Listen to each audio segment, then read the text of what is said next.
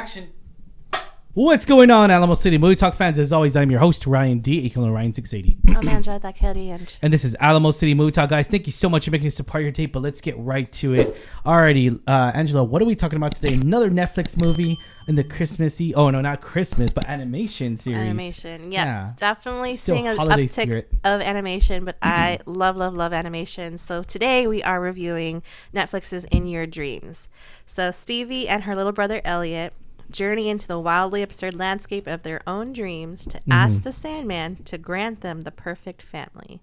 So Ryan, what were your thoughts coming into this? I know we didn't quite see a trailer or anything before this. Yeah. We're kind of going to this blind. So what were your thoughts coming out of this, watching this? You know, it was very heartwarming. It really is. It talks about a family who who's on the verge, I guess, of the parents of verge of getting separation, of a divorce, if you will, and it really takes a toll on the kids, and you really get a sense of like the kids or the sister, the daughter is starting to notice that they're growing apart, and you see that a lot. You see that a lot where it comes to like job opportunities elsewhere and stuff like that.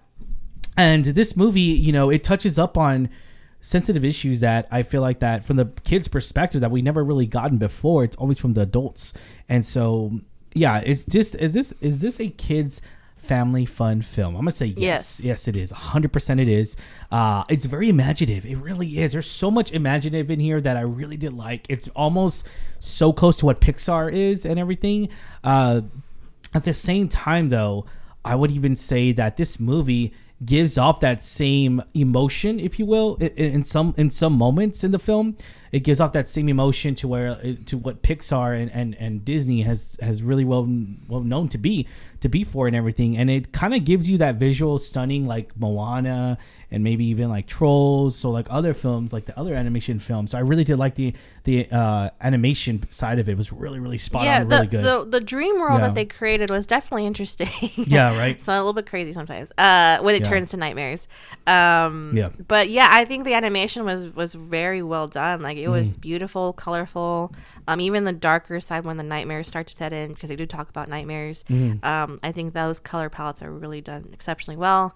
It was a very interesting take of the Sand. I mean, we've all heard the tale told time of Sandman, right? We've seen him in different adaptations. You know, Santa Claus. Remember, the Sandman was there. He was always falling asleep. It was cute. Yeah. And so I think it was an interesting concept, a story where these kids seek out the Sandman to essentially fix their family's problem and grant them their wish, right? They find this book that says the Sandman will grant them their wish. They want their family to stay together, so they go into this dream world and, you know, seek him and journey to seek him.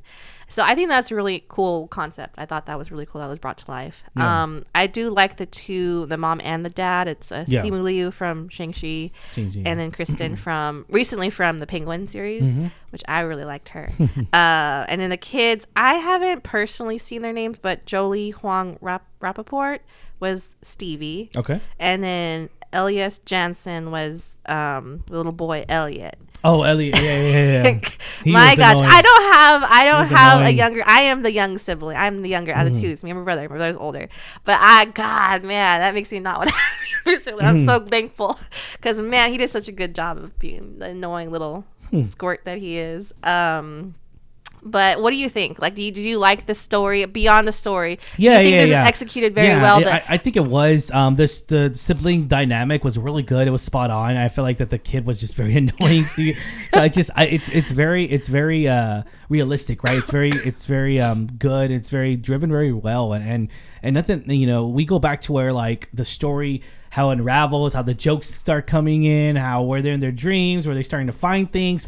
Oh, that's behind the fridge, or stuff like that. I was just like, oh, interesting, it's pretty inventive, and even more so, it's definitely heartwarming. Like I already said already, I enjoyed this family film. I really did. It's just now, is it the best family film of the year? I would say no. But it's definitely like one of those animation films, because honestly I didn't even see a trailer for this. Like you said, there was no marketing whatsoever, so I feel like that Netflix didn't even have any faith in it, which is sad because, you know, the animation itself was done really well, and like I said, it's a story that, you know, I think kids and adults can get behind. They can watch together as a family. It's pleasing to watch, pleasing to the eye, emotionally warm, and it feels like it's but some feel and I saw some critics review it, and I'm bringing it up. Some feel it's secondhand at its core, borrowing heavily from other animation films. Yeah, sure. I guess you could say that, but a little bit. I mean, right now it's currently 86% on Rotten Tomatoes, so that's actually not that bad of a score right now. So yeah, but solid. I would say